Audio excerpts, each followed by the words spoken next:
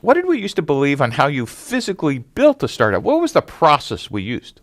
We used to build startups by managing processes. We said, well, hey, we understand how to build products.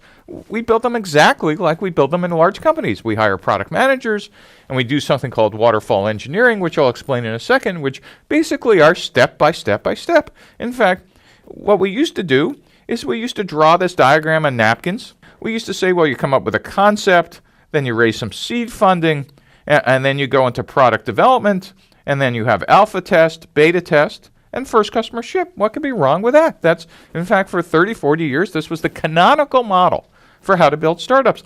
And we'd say marketing, well, we understand. While engineering is developing the product, marketing is creating all the marketing communications material and, hiring a PR agency and creating early buzz. And then for marketing, the world's most fun job was have the party. You get to create demand by having a launch event, and you think about branding. And your job really was to create end user demand and drive it into the potential sales channel.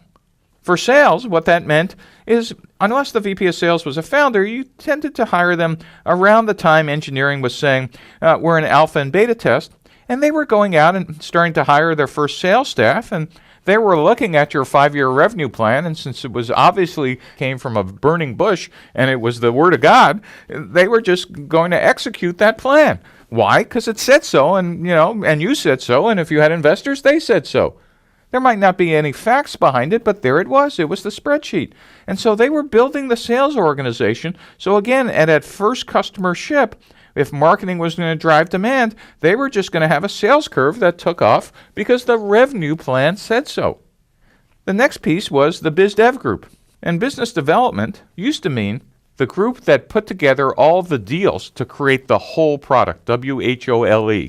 The whole product meant startups, just because of their size, are incapable of creating all the features and services, etc., that a mainstream customer might need. So why don't we hire business development people to do partnerships so at first customer ship, we could look like a large company for mainstream customers. The only fallacy in this is that you assume that your first customers are going to be in the mainstream. It turns out for most startups, your first customers are actually crazy people like you. And so therefore, creating this entire cloud of deals are actually useful a year after first customer ship, but in fact, just get in your way on day one. The other piece is engineering. And engineering, how simple could that be? It was understood. We did exactly what we did in large corporations. You wrote a market requirements document, then engineering shut their doors, rolled up their sleeves, and went into waterfall engineering, which we'll describe a little later.